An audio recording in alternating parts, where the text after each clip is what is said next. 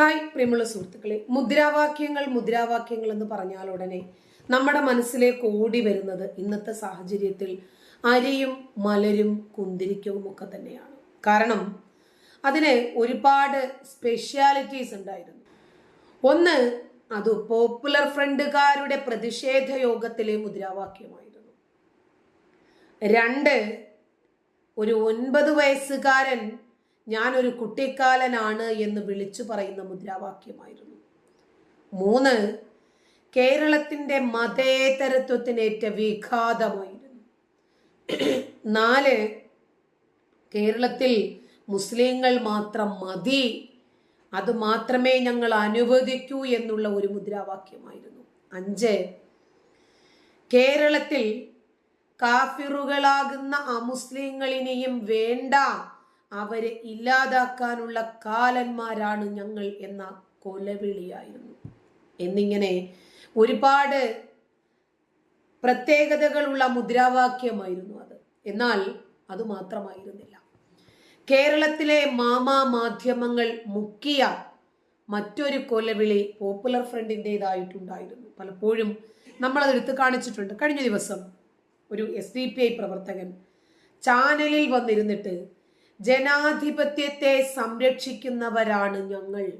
ജനാധിപത്യത്തിന് പോപ്പുലർ ഫ്രണ്ടിന്റെ സംരക്ഷണമോ SDPIയുടെ സംരക്ഷണമോ നമുക്ക് വശമില്ലാത്തത് കൊണ്ട് ചോദിച്ചു പോകുന്നതാണ്.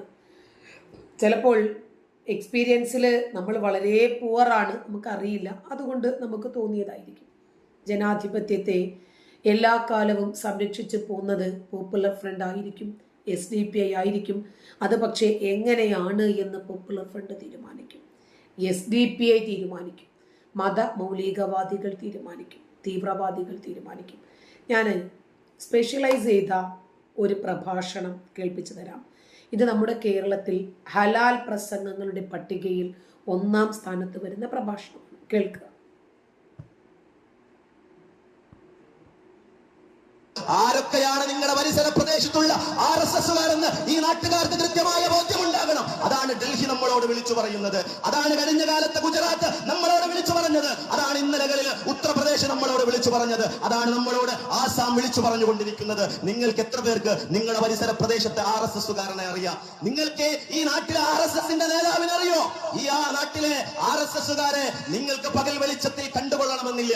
നമ്മുടെ നാട്ടിൽ നടക്കുന്ന ജനകീയ പ്രക്ഷോഭങ്ങൾക്ക് ഇവിടെയുള്ള RSSകാരുണ്ടായില്ല. ഇവിടെ BOT സമരം നടന്നപ്പോ നിങ്ങൾ RSSന്റെ നേതാക്കന്മാരെ കണ്ടോ? കുടിവെള്ള പ്രശ്നമുണ്ടായപ്പോ നിങ്ങൾ RSSകാരെ കണ്ടോ? കഴിഞ്ഞ ദുരിത പ്രദേശത്ത് നിങ്ങൾ ഏതെങ്കിലും RSSന്റെ നേതാവിനെ കണ്ടോ? തീരദേശ മേഖല അനുഭവിക്കുന്ന പ്രശ്നങ്ങൾക്കെതിരെ സമരം ചെയ്യാൻ ഇവിടെ ഏതെങ്കിലും RSSകാരെ കണ്ടോ? നിങ്ങൾ ജയിൽ പൈപ്പ് ലൈനെതിരെ മുദ്രാവാക്യം വിളിക്കാൻ ഏതെങ്കിലും RSSന്റെ നേതാവിനെ കണ്ടോ? നിങ്ങൾക്ക് ഇവിടെയുള്ള ഏത് RSSന്റെ നേതാവിനെയാണ്? ഉത്ബുദ്ധരായ ജനാധിപത്യ വിശ്വാസികളെ നിങ്ങൾക്കറിയുക, നിങ്ങൾക്ക് RSSന്റെ നേതാക്കന്മാരുടെ പേരറിയോ?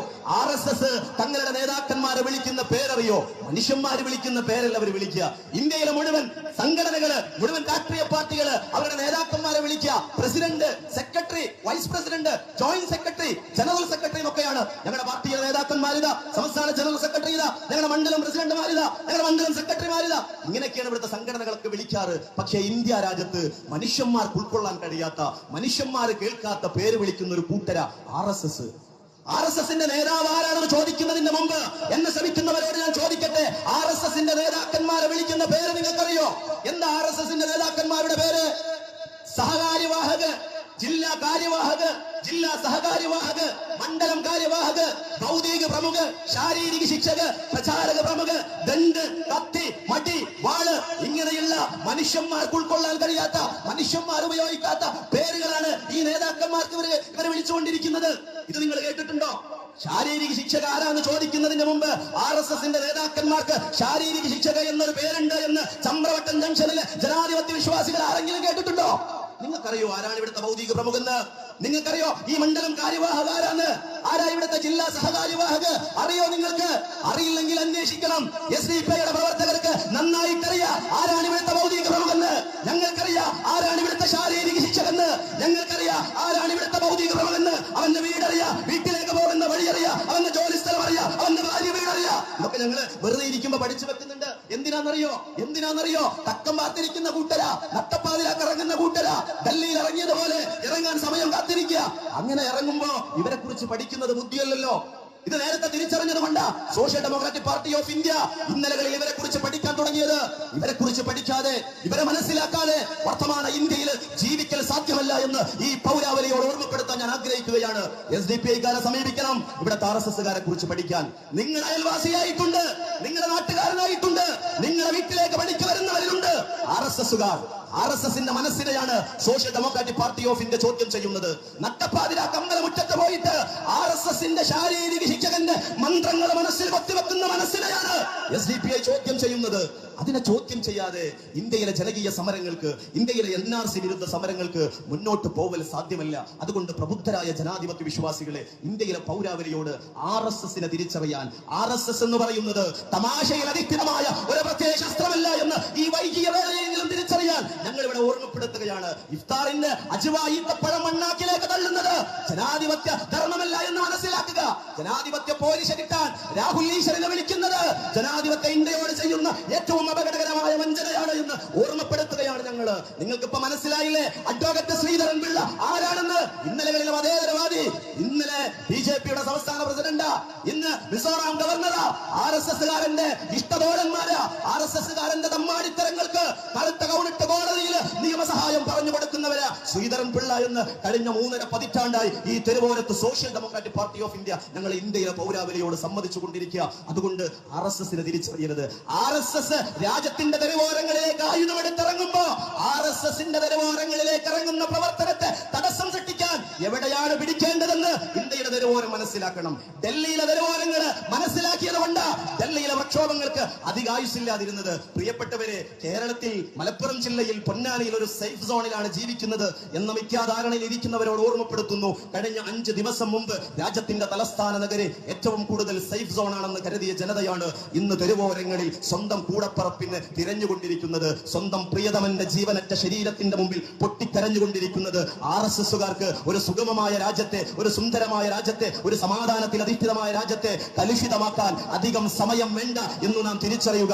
ഡൽഹിയിൽ മരിച്ചു വീണ ഭൂരിഭാഗം ആളുകളും നെഞ്ചിലേക്കും തലയിലേക്കും പിറകിലേക്കും വെടിയുണ്ടകൾ ഏറ്റിട്ടാണ് മരിച്ചത് എന്ന് നാം തിരിച്ചറിയുക. കേരളത്തിൽ ആഭ്യന്തരമന്ത്രി പിണറായി വിജയന്റെ ലോകനാഥ് ബെഹ്റയുടെ പോലീസിന്റെ പോക്കറ്റിലിരിക്കുന്ന 2000 ചില്ലാനം ഉണ്ടകൾ കാണാനില്ല എന്ന് നിങ്ങൾ മറക്കരുത് കേട്ടോ. RSS-ന്റെ ആയുധപ്പുരയിൽ ആ ഉണ്ടകളുണ്ട് എന്ന് നിങ്ങൾ തിരിച്ചറിയുക. നിങ്ങളുടെ നെഞ്ചത്തേക്ക് വെടിവെക്കാൻ, നിങ്ങളുടെ തലയിലേക്ക്, നിങ്ങളുടെ മക്കളുടെ പിറകിലേക്ക് വെടിവെക്കാനുള്ള ഉണ്ടകളാണ് രാജ്യത്തിന്റെ ആഭ്യന്തര കസാരകളിൽ, ആഭ്യന്തര ഉള്ളറകളിൽ നിന്ന് നഷ്ടമായിരിക്കുന്നത് എന്ന് നാം തിരിച്ചറിയുക. RSS ഒരു കാര്യം മനസ്സിലാക്കുക, 2020-ന്റെ ഇന്ത്യ 2002-ന്റെ ഇന്ത്യയല്ല എന്ന് തിരിച്ചറിയുന്നത് RSS-ന് നല്ലതാ. ഞങ്ങളുടെ ഉമ്മമാരെ നിങ്ങൾ കണ്ടില്ലേ? ഞങ്ങളുടെ ഒച്ചല് ചെന്ന അനുജത്തിമാരെ നിങ്ങൾ കണ്ടില്ലേ? ചെറിയ കുഞ്ഞുങ്ങളെയും ഏന്തിക്കൊണ്ട് ഈ 3-ാം ദിവസവും ഈ സമര പോരാട്ടത്തിലേക്ക് ഇറങ്ങിയ ഞങ്ങളുടെ ഉമ്മമാരെ കണ്ടില്ലേ? ഡൽഹിയുടെ തെരുവോരങ്ങളിൽ സമരം നടത്തുന്ന ഞങ്ങളുടെ ഉമ്മമാരെ, സഹോദരിമാരെ നിങ്ങൾ കണ്ടില്ലേ? അവരുടെ കയ്യെ കരിവളയേന്തി മൊഞ്ചി കാണിക്കാൻ മാത്രമുള്ളതല്ല എന്ന് RSS-കാരൻ തിരിച്ചറിയുന്നത് നല്ലതാ. നീയൊക്കെ ആക്രോശിച്ച് ആയുധമെടുത്തു വരുമ്പോ നീ ആയുധാഭ്യാസത്തിൽ പഠിച്ച തന്റെ ഇടമുള്ള മിടിക്കുള്ള നിന്റെ കൈക്ക് പിടിക്കാൻ ഈ നാട്ടിലെ ജനാധിപത്യ ഇന്ത്യയിലെ ഉഷിലുള്ള ഉമ്മമാരുടെ കൈകളുണ്ട് എന്ന് RSS തിരിച്ചറിയുന്നത് നല്ലതാ.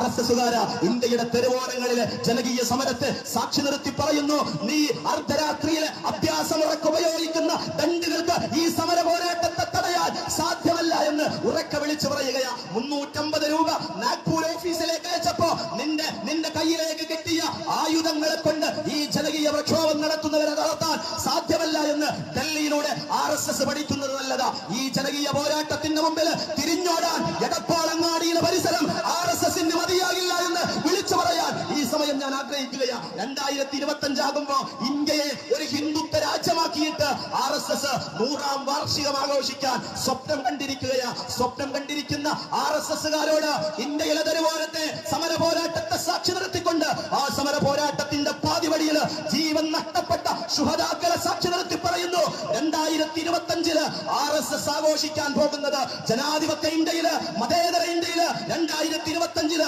RSS-ന്റെ ചരമവാർഷികമായിരിക്കും ആഘോഷിക്കാൻ പോകുന്നത് എന്ന് ഈ സമര പോരാട്ടത്തെ സാക്ഷി നിർത്തി ഓർമ്മപ്പെടുത്താൻ ഞാൻ ആഗ്രഹിക്കുന്നു. പ്രിയമുള്ളവരെ, ഇത് അവസാനിപ്പിക്കേണ്ട സമരമല്ല. ഇതേതൊക്കെ നരേന്ദ്രമോദിയുടെ, അമിത്ഷായുടെ ആസനം താങ്ങികളായ നിയമപാലകരുടെ ഉഷിലുള്ള വോട്ട് കാണുമ്പോ, ലാത്തി കാണുമ്പോ, മസൽ പവർ കാണുമ്പോ അവസാനം അവസാനിപ്പിക്കേണ്ട സമരമല്ല.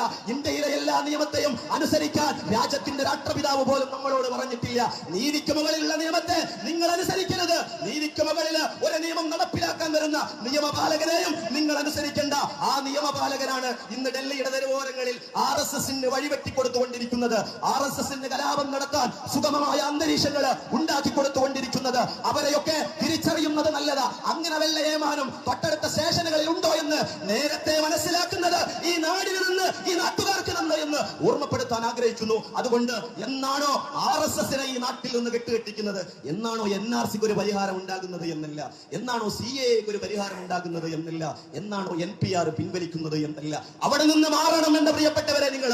എന്നാണോ RSSന് ഒരു പരിഹാരം കാണുന്നത്, എന്നാണോ RSSന് ഈ നാട്ടിൽ നിന്ന് കെട്ടുകെട്ടിക്കുന്നത്, എന്നാണോ RSSനെ അറബിക്കടലിലേക്ക് താഴ്ത്തുന്നത്, അന്ന് വരെ ഈ സമര പോരാട്ടമായിട്ട് ഇന്ത്യയുടെ തെരുവോരങ്ങളിൽ നിങ്ങൾ ഉണ്ടാകണമെന്ന് ഓർമ്മപ്പെടുത്തിക്കൊണ്ട് ഈ സമരങ്ങൾ വെറുതെയാകരുത്. ഈ സമരം വെറുതെയായാൽ ഡൽഹിയിൽ പിടഞ്ഞു വീണ് മരിച്ച 50-ൽ പരം കണക്ക് പ്രകാരം വരുന്ന ജീവനുകൾ വെറുതെയായി പോകും. ഉത്തർപ്രദേശിന്റെ തെരുവോരങ്ങളിൽ ഉത്തർപ്രദേശ് പോലീസ് സേന ഇസ്ലാമോഫോബിയ എന്ന് വിളിച്ചതിന്റെ പേരിൽ ലാത്തിക്കാരന്റെ പ്രഹരമേറിയ അടികൊണ്ട് പിടഞ്ഞു വീണ് മരിച്ച 6 വയസ്സുള്ള നമ്മുടെ കൊച്ചനുജന്റെ ജീവൻ വെറുതെയായി പോകും. ഷഹീൻ ബാഗിന്റെ കൊടും തണുപ്പിന്റെ സമര പോരാട്ടത്തിൽ NRC മുദ്രാവാക്യം വിളിക്കുന്നതിന്റെ ഇടക്ക് പിടഞ്ഞു വീണ് മരിച്ച നാസിയ എന്ന് പറയുന്ന പാവപ്പെട്ട ഒരു സഹോദരിയുടെ ചോരക്കുഞ്ഞിന്റെ ജീവൻ വെറുതെയായി പോകും.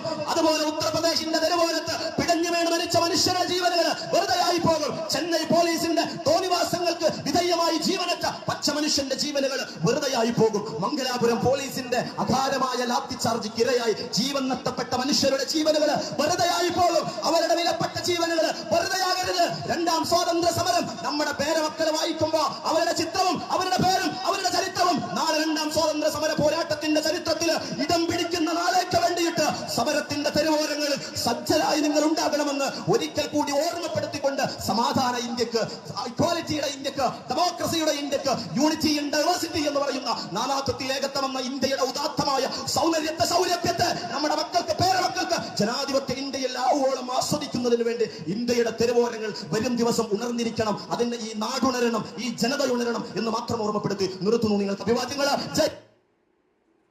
അഡ്വക്കേറ്റ് രാംകുമാർ, പാലക്കാട്ടെ ഈ അവിശുദ്ധ കൂട്ടുകെട്ട് നൽകും. ഒന്നും പറയാനില്ല. ഈ രാജ്യത്തിൻ്റെ നിയമങ്ങളൊന്നും ഇവർക്ക് ബാധകമല്ല.